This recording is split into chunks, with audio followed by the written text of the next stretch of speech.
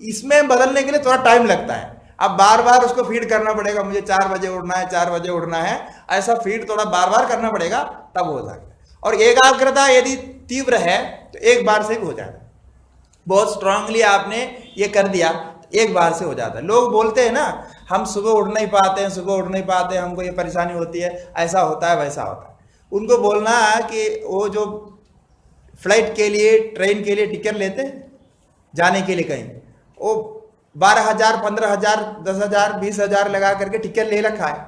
अब वो सुबह जो है वहां जाना है, वो देखना वो सुबह बाद दूसरे समय में नहीं उठता है, लेकिन ये 20,000 टिकट रहने के कारण वो बिल्कुल टाइम पर उठ जाता है। तो झूठ है ना, वो सुबह नहीं उठेंगे ऐसे नहीं है, उसका इंफॉर्मेशन इतना स्ट्रांग है कि वो नहीं तो 20,000 का टिकट लैप्स हो जाएगा तो बिल्कुल समय पर उठेगा, एकदम फिट होकर के दौड़ता है, तैयार होता है, सब फ्रेश होकर के। कितना हम वहाँ एयरपोर्ट में जाते देखते हैं लोग, कितना वो तेजी से आता है और सोचते हैं कि हमने बहुत बड़ा कुछ कार्य कर लिया, क्या सुबह उठ करके तैयार होकर के इधर आ गया। तो ये इसका मतलब वो माइंड में वो प्रोग्राम है। आप जैसा उसको इंफॉर्मेशन देते, आप सोचते चलो क्या है, तो 4 उठने से हो जाता है, हमने लेट से सोया। पहले क्या कंडीशन करते हैं, हमने लेट से सोया इसलिए हमको लेट से उठना है। अरे वो सुबह उठ करके क्या करना, हम तो रिलैक्स कर रहे हैं, इसमें क्या। ये इंफॉर्मेशन जो है उसी वैसे ले लेता है। आप लेट से सोया फिर भी आप ऐसा सोचो कि मुझे सुबह उठना ही है, 4 बजे उठ के साधन करना है, तो वो इंफॉर्मेशन को कर देगा। तो ये सारा सिस्टम कब हो रहा है, स्विच ऑफ होने के बाद हो रहा है। स्विच ऑफ कर दिया ना आपने सोते समय, तो स्विच ऑफ होने के बाद भी ये सारा प्रोग्राम वहां लगा हुआ है। इसीलिए सुषुप्ति भी इसी प्रकार है, समाधि भी इसी प्रकार है। ये इतना ही नहीं, पूरे ज्ञान होने तक इसी प्रकार चलता रहता है। आपका प्रोग्राम एक तरफ खत्म हो रहा है, दूसरे तरफ बनते जा रहा है। शरीर इधर जा रहा है, एक दूसरा मिल रहा है वहां, क्योंकि वो लगा हुआ है। ये थियरी बिल्कुल इसी के साथ मिलता है, इसमें कोई दो बंद नहीं है। और इस स्तर तक दोनों एक ही है। वेदांत जो कहता है वो भी यही है, इधर ही है। केवल भेद वहां द्वैत को लेकर के है, बाकी कहीं भेद नहीं है। इस प्रकार से मिला सकते हैं। और प्रक्रिया बताने की अलग अलग शैली है, वो अलग अलग प्रकार से बता देते हैं। इस प्रकार से सूक्ष्म स्थूल को समझना, क्यों इसलिए मैं इसको सब बताया कि ये सब सारे दृष्टांत आप रखने पर आगे जो है हम अभी सूक्ष्म शरीर का कारण है, क्या बोलते हैं, कार्य जो स्थूल शरीर है और फिर लिंग शरीर है, इसका सब विचार करेंगे। सूक्ष्मादापिदृजा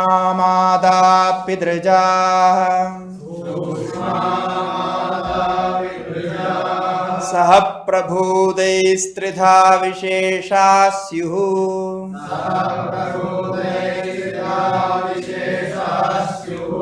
सूक्ष्मादापिदृजाः सह प्रभुदैस्त्रिधा विशेषा स्युः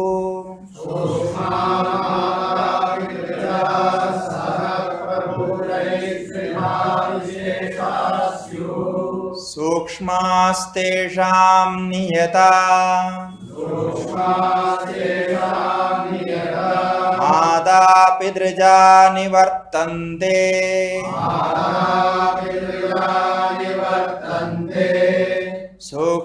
सूक्ष्मास्तेषां नियता मादापिदृजा निवर्तन्ते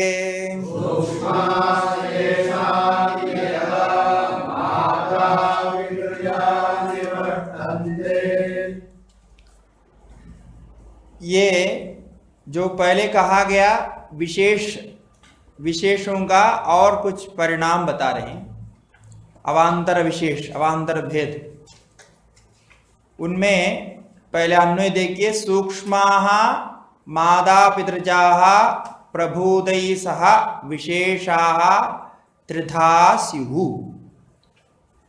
तेषां विशेषाणां तेषां सूक्ष्माः नियताः मादापितृजाः निवर्तन्ते।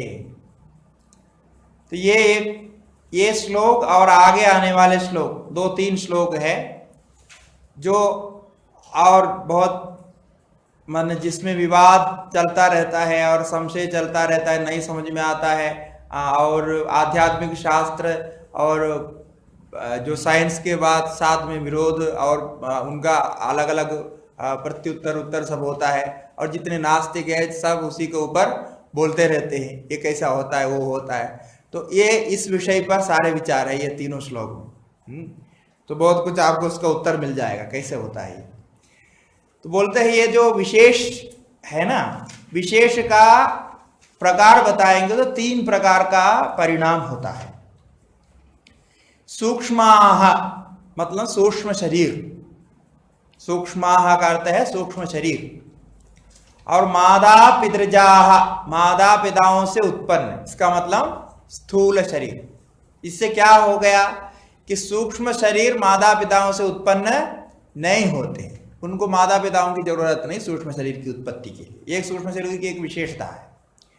और माता पितृजाः माता पिताओं से ही उत्पन्न होते हैं, ये कहना अन्य का भी उपलक्षण है। जहां माता पिता नहीं है ऐसे भी है, एक कोश वाले प्राणी है, जीव है, कीड़ा है, अणु है, ये सब माता पिता के बिना भी उत्पन्न होते, स्वयं अपने को ही शरीर को अलग अलग करते हैं।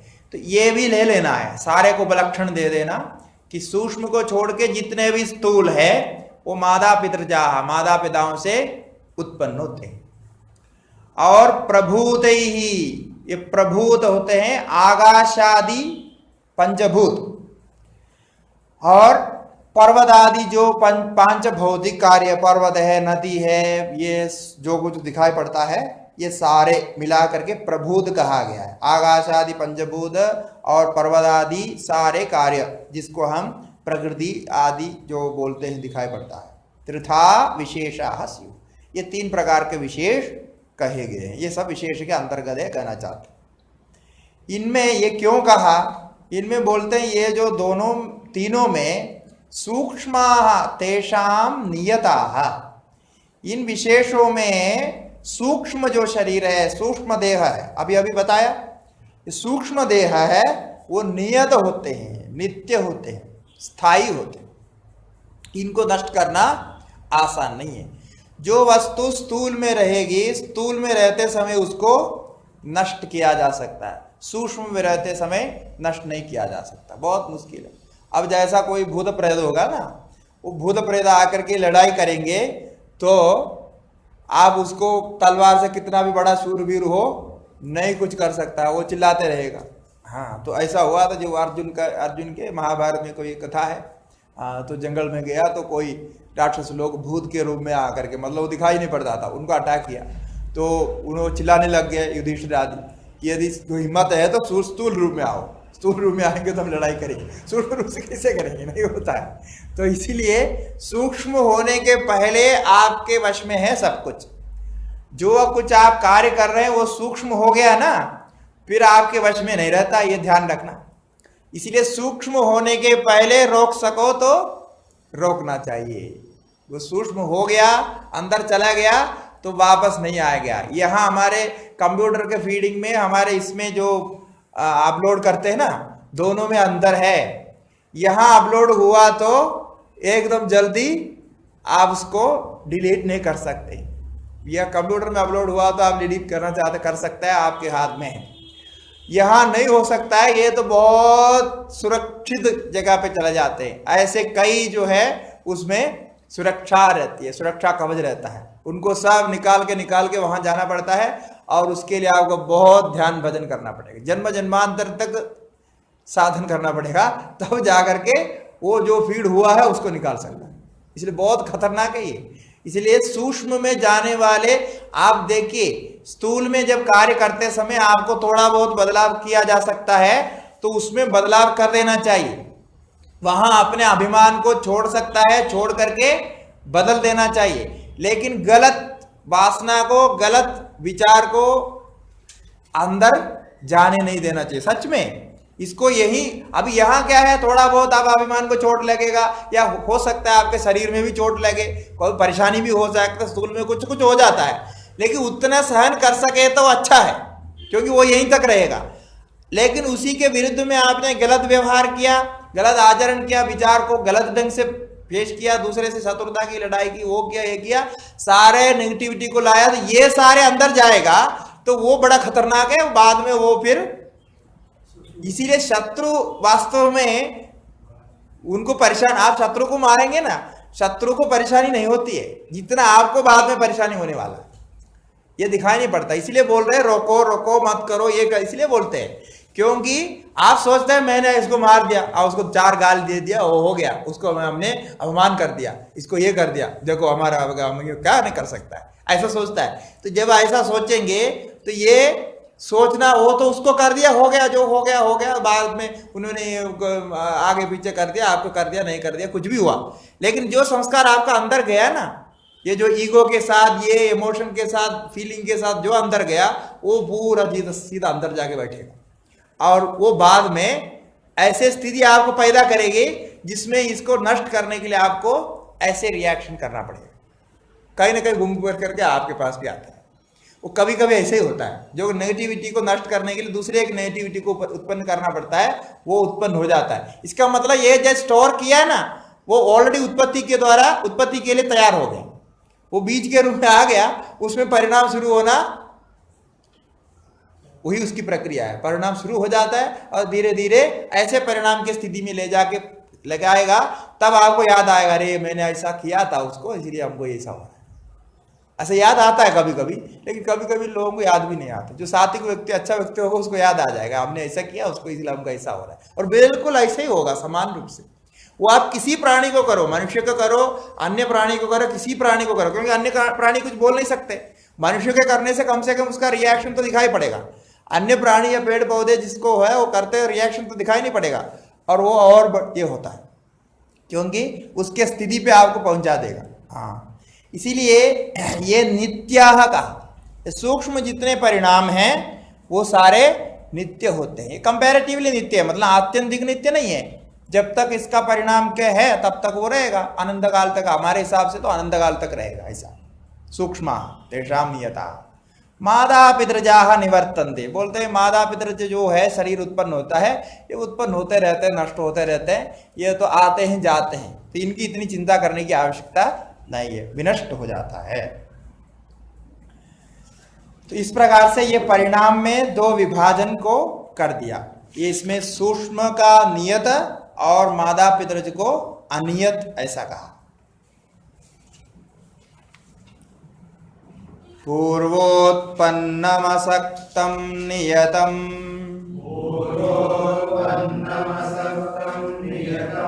महदादि सूक्ष्म पर्यन्तं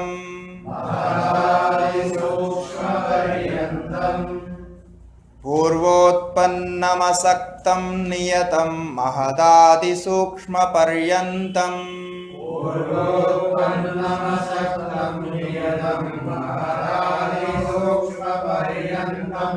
संसरति निरुपभोगम्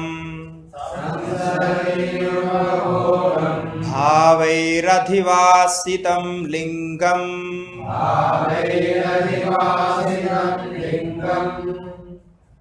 संसरति निरुपभोगं भावैरधिवासितं लिंगम्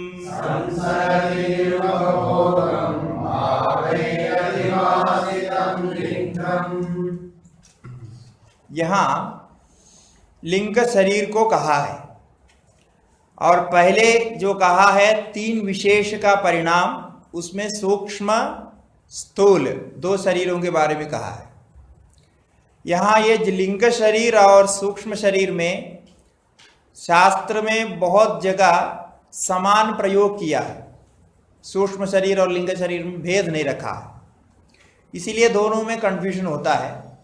किंतु प्रक्रिया में जहाँ जरूरत है वहाँ लिंग शरीर को, सूक्ष्म शरीर को अलग किया है। ये आपको भाष्य में भी जगह जगह मिलेगा, ब्रह्मसूत्र आदि में ये है। किंतु सामान्य रूप से सूक्ष्म शरीर और लिंग शरीर को एक कहा जाता है, किंतु लिंग शरीर सूक्ष्म शरीर एक नहीं है, इसमें भेद है। भेद ये है, ये अभी आपको ये मालूम हो जाएगा। ये लिंग शरीर जिसको कह रहे हैं, ये 13 करण का संयोग है, 13 करण रूप है ना। और जो सूक्ष्म शरीर कह रहे हैं, ये शरीर का एक भेद है, जिसमें देवता आदि का शरीर, भूत प्रेत आदि का शरीर, जितने सूक्ष्म शरीर है सारे आ जाते हैं। वो उसमें हमारे में क्या भेद है जो हमारा ये शरीर है ये पार्थिव शरीर है। पार्थिव शरीर का मतलब पंचभूतों में पृथ्वी के अंश हमारे शरीर में ज्यादा है, इसलिए पार्थिव शरीर है, पृथ्वी संबंधी शरीर। तो इसका नाश होने पर पृथ्वी अंश जो है वो पृथ्वी में मिल जाता है, बाकी तत्व अलग होता है। पृथ्वी अंश पार्थिव शरीर होने से यह पंचेंद्रियों का विषय बनता है, पंचेंद्रियों का विषय बनेगा। वो पांच इंद्रिय का वहां जो जो विषय है सब कुछ ये पार्थिव में प्राप्त होता है। और दूसरा जो कुछ शरीर होते हैं जलीय शरीर, जलीय शरीर का मतलब जलांश ही ज्यादा है, जल ही उसका स्वरूप है, ऐसे शरीर को जलीय शरीर कहते हैं। वो जैसे जल नष्ट हो गया तो वो नष्ट हो जाता है, जल जैसा नष्ट होता है वैसा नष्ट होता है। तो जलीय शरीर को प्राप्त किए हुए कुछ कीड़े कीटाणु आदि होते हैं जो जल के रूप में, जल रूप में ही रहता है, और उनका लोक विशेष माना गया है, वरुण लोक आदि माना गया है। इसको कहते हैं जलीय शरीर। ये न्याय दर्शन में भी इसको माना है। हाँ, वरुण लोक, वरुण लोक, वरुण देवता है ना जल के। और कुछ होते हैं आग्नेय शरीर। आग्नेय शरीर का अर्थ अग्नि तत्व जिसमें ज्यादा है। तो अग्नि तत्व ज्यादा होने से उसमें तो तीन इंद्रिय का ही वो विषय बनेगा, अग्नि के रूप में है वो, तो वहां बाकी विषय नहीं बनेगा। तो अग्नि तत्व उसमें रहता है। उसके बाद वायु शरीर वाले होते हैं, वायवीय शरीर। वायवीय शरीर में केवल दो ही रहेगा, दो इंद्रिय का वहां विषय बन सकता है, शब्द और स्पर्श का। ये जितने भूत प्रेत आदि होते हैं, गंधर्व किन्नर यक्ष आदि जितने भी जाति विशेष है, ये सारे वायवीय शरीर वाले। वायवीय शरीर होने के कारण वो दिखाई नहीं पड़ेगा, किंतु वो है ऐसा महसूस होता है। आप जैसे कोई जगह पे जाने पर आपको वहां कुछ विशेषता महसूस होगी। आजकल उसको पहचानने के लिए कुछ यंत्र भी है, वो जगह पे ले जाने से वो पता चलता है कि वहां का वायु में कुछ गड़बड़ी है। तो वायु के रूप में होने से उनको आप रोक नहीं सकते, वो दरवाजा बंद रहने से भी भूत प्रेत अंदर आ जाता है। भूत प्रेत को रोकने के लिए दरवाजा बंद करने से नहीं होगा, हवा जहां प्रवेश करेगा आएगा वहां भूत प्रेत प्रवेश करेगा, इसीलिए आप उसको उससे भाग नहीं सकते। और ये अंदर भी प्रवेश कर सकता है, क्योंकि आप श्वासोच्छ्वास लेते रहते हैं तो श्वास के द्वारा वो अंदर प्रवेश करेगा। अंदर प्रवेश करके क्या करेगा कि श्वास का जो संबंध सूक्ष्म रूप से है वो उसके द्वारा मन को असर करता है, इसीलिए ये भूत प्रेत आदि मन को आविष्ट होता है, ये प्रक्रिया बनती है। लेकिन साइंस इसको नहीं प्रूफ कर सका अभी तक, अभी करेंगे तो बाद में करेगा, लेकिन प्रूफ नहीं कर सका तो वो नहीं मानते।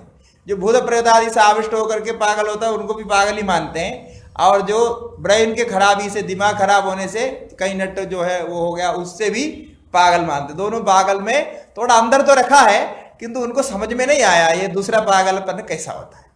वो पागलपन नहीं होते हैं, वो है वो विशेष प्रकार की एक आविष्ट स्थिति होती है, जिसके लिए हमारे योग शास्त्र में, सांख्य शास्त्र में और जो अन्य शास्त्रों में भी बहुत उदाहरण मिलता है कि योगी लोग ऐसा कर सकते, योगी लोग जीते जीवी ऐसा कर सकते, दूसरे में प्रवेश होकर के काम कर सकते, उसका मन को अभिभूत कर सकते। इस प्रकार से भूत प्रेत उसी को पकड़ता है जो भूत प्रेत से डरता है, उसके लिए अधिकारी वही है। भूत प्रेत को डरने वाले को पकड़ता है, तो जो नहीं डरता है ना उसके बाद वो नहीं आता है, इसीलिए वो ऐसा रखा गया है, और कोई निमित्त नहीं है। भूत प्रेत किसको पकड़ेगा? वो जो उससे डरेगा उसको पकड़ेगा। डरने से क्या होता है, उसके एक अधिकारित्व होता है, उसका मतलब ये फ्रीक्वेंसी उसका ट्यूनिंग हो जाता है, ट्यूनिंग हो जाने पर वो उसको पकड़ लेता है। और जो नहीं डरता है उसका स्ट्रॉन्ग विल पावर रहने से वो नहीं कर सकता, इसलिए उसका फ्रीक्वेंसी ठीक नहीं बैठेगा, वो जाएगा नहीं, और वो ओवर पावर करेगा, अभिभूत करेगा, ऐसा होता है। इसलिए उसके अस्तित्व में ही वो भाग जाता है, ऐसा होता है। तो ये शरीर वायवीय शरीर हो गया। आकाशीय शरीर के लिए शास्त्र में प्रमाण तो आया है, किंतु वो हमारे कोई ढंग से प्रत्यक्ष नहीं है। तो ब्रह्मादि लोग में जो शरीर है आकाश शरीर ऐसा आया है, हिरण्यगर्भ आदि के जो देवलोक आदि के जो शरीर है, हाँ, आकाश शरीर है। और यहाँ वो आकाश शरीर ब्रह्म, वहां तो आकाश रूप में ब्रह्म को माना ऐसा, किंतु बृहदारण्य में स्पष्ट रूप से ये अलग अलग शरीरों के बारे में भाष्य में है।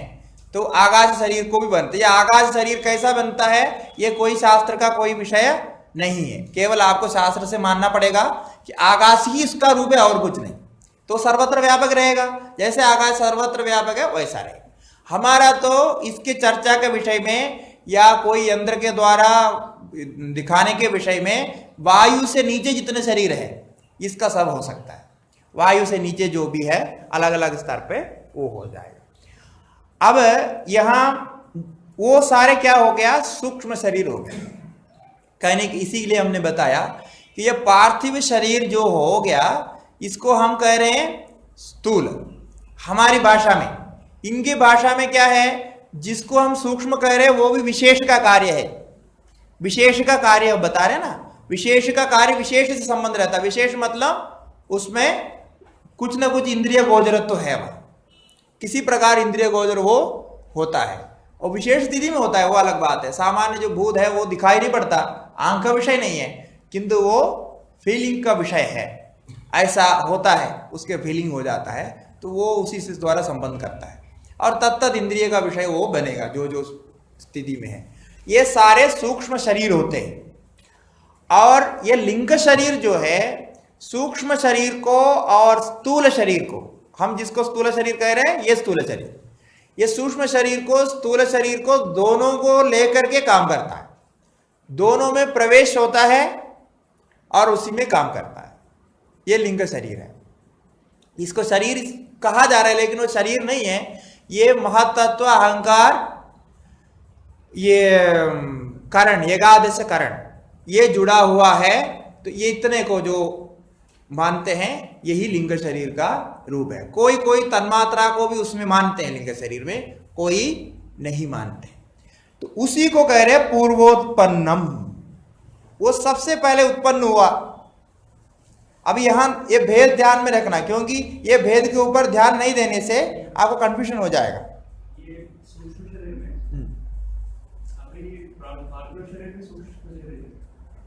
पार्थिव शरीर सूक्ष्म शरीर नहीं, उसको हम हमारे दृष्टि से स्थूल कह रहे हैं।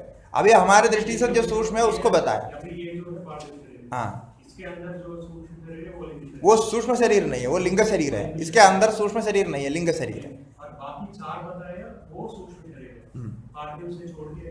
वो हमारी भाषा में, इनकी भाषा में वो भी सूक्ष्म में ही क्या स्थूल में ही माना जाएगा, मतलब वो भी शरीर में इनके परिभाषा के अनुसार। हमारे हम जो सामान्य दृष्टि से ये जो शरीर है जो हमको दिखाई पड़ता है, पंचेंद्रिय का विषय होता है, उसको स्थूल बोल रहे हैं, बाकी सबको हम सूक्ष्म बोल रहे हैं। हाँ, ये बोल रहे हैं। ये विशेष के दृष्टि से देखने पर वो भी एक प्रकार का स्थूल ही है, वो सूक्ष्म कहा जाता है हमारी भाषा के हमको समझने के लिए। जैसे वायवीय शरीर है, स्थूल कहेंगे तो किसी को समझ में नहीं आया, इस दृष्टि से उसको सूक्ष्म कहा जाता है। इनकी व्याख्या के अनुसार वो भी हमारा जैसा ही शरीर है, उनको भी हमारे जैसे ही सब कुछ होता है। और वो भोग योनि होने से नया कर्म करने के लिए उसके पास कुछ नहीं होता है, जो होएगा उसका अलग अनुभव होते हैं। हमारा जैसा भोग नहीं होता, उनका भोग भी उनके सूक्ष्म भोग होते हैं। इस प्रकार से होता है, जैसा वो जलीय संबंध है जो जल के संबंध में उसका होता है। इसके कुछ विस्तार करेंगे आगे, उसको हम दोनों का अलग करके बताएंगे। तो यहां पूर्वोत्पन्न कहने से यह सूक्ष्म से लिंग अलग हो जाता है, क्योंकि पिछले श्लोक में सूक्ष्म शरीर को विशेष का कार्य बताया। सूक्ष्म और पांच बहुत, ये जो स्थूल है और प्रभुत, ये तीन शब्द से दोनों को विशेष का कार्य बताया। और इसको कह रहे हैं पूर्वोत्पन्न। पूर्वोत्पन्न माने सबसे पहले रहता है। सबसे पहले कौन आया है? महत्तत्व आया है, जो संयोग हुआ ना। और 20वां कारिका आपको याद होगा, 20वां कारिका में भी चेतनावदिव लिंगम कहा, वहां भी लिंग कहा, यहां भी लिंग कहा। तो ये लिंग शरीर पूर्वोत्पन्न है।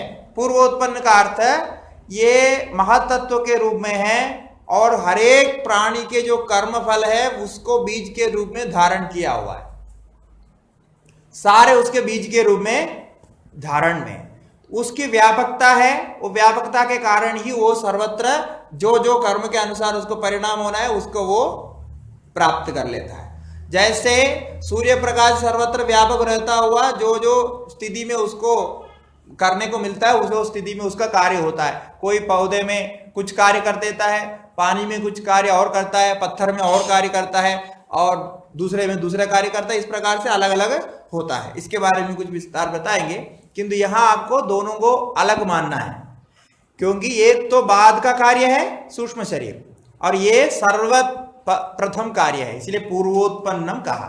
असक्तम, ये लिंग शरीर किसी से पूरा संबंध से आसक्त नहीं होता है। लिंग शरीर अलग ही रहता है, उसको रखा जा सकता है, निकाला जा सकता है, ये बैठ जाएगा चले जाएगा, ऐसा होता है। हाँ, वो जैसे फूल से गंध है, हाँ भगवान ने गीता में कहा ना, जैसे फूल से गंध निकल जाता है वैसा ही ये शरीर से सूक्ष्म शरीर निकल जाता है, वही लिंग शरीर निकल जाता है। पूर्वोत्पन्नम असक्तम का, असक्त का अर्थ ये सशक्त नहीं होता है, एक साथ जुड़ करके नहीं रहता। ये स्थूल शरीर और सूक्ष्म शरीर ऐसा नहीं है, वो सशक्त होते हैं, मतलब जुड़ा हुआ होता है, उसका वो कर्म फल सारे मिला करके उसको काम करना होता है, उसी के साथ जुड़ा हुआ रहता है। इसको एकदम आप अलग नहीं कर सकते, वो सशक्त रहता है। और ये नियतम, नियतम शब्द कहा नित्यम, और नित्य होता हुआ ये कहां से कहां तक इसकी व्याप्ति है बोल रहे, पूरे व्याप्ति बता रहे। महदादि सूक्ष्म पर्यंतम, ये महदादि रूप जो लिंग है वो अपने आधारभूत महत तत्व से लेकर के यहां सूक्ष्म पर्यंत, ये सूक्ष्म शरीर जो कहा गया है, सूक्ष्म शरीर से यहां स्थूल शरीर भी ले लेना, वो जितना शरीर की बात कहे हैं वहां तक इसकी व्यापकता है। मतलब ऐसे ऐसे स्थिति में ये रहते हैं, ऐसे ऐसे स्थिति में रह करके ये काम करते हैं। तो जो त्रयोदश करण रूप है, करण रूप होने से जहां जहां जैसे करण की जरूरत पड़ा, जैसे कर्म संबंध हुआ, वैसे वहां वो प्राप्त हो जाता है। तो महदादि सूक्ष्म पर्यंत इसके संसरण की गति बता रहे, इसके बीच में वो संसरण करता है। संसरति निरुपभोगम भावैर अधिवासितम, वो संसार को प्राप्त करता है किंतु निरुपभोगम कहता है। वो भोग उसको सीधा प्राप्त नहीं होता, भोग का संबंध करता है किंतु भोग उसको प्राप्त हो। निरुपभोगम संसरति, जहां जहां जुड़ना है वहां जुड़ेगा, वो काम करके चले जाएगा, ऐसा होता है। भोग जो होगा सूक्ष्म शरीर को होगा, स्थूल शरीर को होगा, उसका केवल जो उसमें से जो संस्कार बनेगा वही इसके पास आता है, जो वासनाएं बनेगी वो इसके पास आएगा, भोग इसके पास नहीं आता है। इसलिए स्पष्ट हो गया ना, जो सूक्ष्म शरीर होगा स्थूल शरीर होगा दोनों भोग करता है, वो भोग यहां नहीं आएगा लिंग शरीर में। क्या आएगा, ये अभी अभी जैसा बताया उसमें जो इंफॉर्मेशन आ गया है उसका संस्कार आएगा। संस्कार भोग के विषय नहीं होता है, जो हमारे पास जो संस्कार है ना वो भोग के विषय नहीं होता, वो भोग के विषय तब होगा संस्कार का परिणाम होकर के जो भोग हमारे पास आएगा। भोग को स्थूल रूप में परिणाम होना पड़ेगा, इसके बिना भोग्य नहीं होता। इसीलिए यह निर्वभोग है। इसका मतलब सारे वासनाओं को, कर्म के वासनाओं को, संस्कारों को लेकर के ये लिंग शरीर रहता है त्रयोदश कारण के रूप में, कारण के मूल रूप। संसरति, उसका कारण क्या है बोलते हैं, भावैहि अधिवासितम। भाव का अर्थ अगले आगे श्लोक में 43 श्लोक में कहेंगे। भाव मतलब यहां धर्माधर्मादि, जो कर्म किया है धर्म और अधर्म दो ही होगा सुख दुख का कारण। ये धर्माधर्मादि जो संस्कार है, जो जो काम आपने किया उसको दो विभाग में कर दिया, धर्माधर्म। धर्माधर्मादि संस्कार के द्वारा भावैहि धर्माधर्मैहि, उनके द्वारा ये संसरण करता है, और उसी को ही अधिवासितम, ये भाव रूप जो संस्कार है वो संस्कार से वो वासनामय वासित रहता है, वासनामय ये रूप है। तो वासना शब्द भी यही प्रयोग किया, अधिवासितम लिखम, उसी के द्वारा वासित किया गया, उसको वैसा मूल रूप में मतलब उसके जो कारण रूप में रखा गया है। वो जब शरीर में प्रवेश होगा, शरीर में प्रवेश होने के बाद उस शरीर के साथ संबंध करके परिणाम को शुरू करेगा, और इसमें जो वासना रहेगी वो वासना ही भोग के रूप में, शरीर के रूप में परिणत होगा। ये आगे श्लोक में 2 श्लोक के बाद बताएंगे कि हमारे एक ही कर्म है। पहले भी एक बार मैंने बताया था, एक ही कर्म भोग के रूप में भी विषय के रूप में भी परिणत होता है। अब भोक्ता भी समझना है तो भोक्ता भी समझ लीजिए, भोक्ता भी वही एक कर्म बना देता है, क्योंकि तभी ये पूरा होता है। इसलिए समान धर्म रहते हैं, एक जो काम होना है उसी के साथ समान धर्म तो रहते हैं। तो आप दर्शन के लिए कोई कर्म किया तो दर्शन रूप कर्म ही रूप को भी तैयार करेगा आपके लिए, और रूप को ग्रहण करने की जो इंद्रिय है उसको भी तैयार करेगा, ये शरीर आयतन को भी तैयार करेगा। उतने उसमें शक्ति रहते हैं, इसीलिए उसका डाइवर्शन होता है। डाइवर्शन होकर के 2 प्रकार से उसका परिणाम होकर के बनता है। ये लिंग शरीर में जितनी वासनाएं हैं ये नित्य रहते हैं, ये इनके कोई कभी एक खाली नहीं होते। ये जितना आता है भोग होता रहता है, फिर नया आता है होता रहता है, ऐसा होता ही रहता है। और जिसमें भोग शरीर में जाएगा तो एक तरफ है, वापस नहीं आएगा, केवल भोग होगा, वापस नहीं आएगा। जैसा कर्म शरीर है हमारे मनुष्य आदि शरीर में आने पर इसमें वापस भी फीड हो सकता है, ऐसा करके वो चलता रहता है। ये लिंग शरीर इसको कहा। यह दोनों का, लिंग शरीर का सूक्ष्म शरीर के दोनों के भेद में इसके या जो अंतर्गत सामग्री है उसमें भेद है। ये त्रयोदश करण रूप होता है, और दूसरा जो है उसके तन्मात्रा आदि रूप भी इसमें मिलते हैं। मतलब इसमें अलग अलग मानते हैं, कोई 17 तत्व मानते हैं, 18 तत्व मानते हैं इत्यादि, सूक्ष्म शरीर को अलग अलग मानते हैं। इसके बारे में सायंकाल विचार करें। ओम पूर्णमदः पूर्णमिदं पूर्णात् पूर्णमुदच्यते पूर्णस्य पूर्णमादाय पूर्णमेवावशिष्यते। ओम शांति शांति शांति।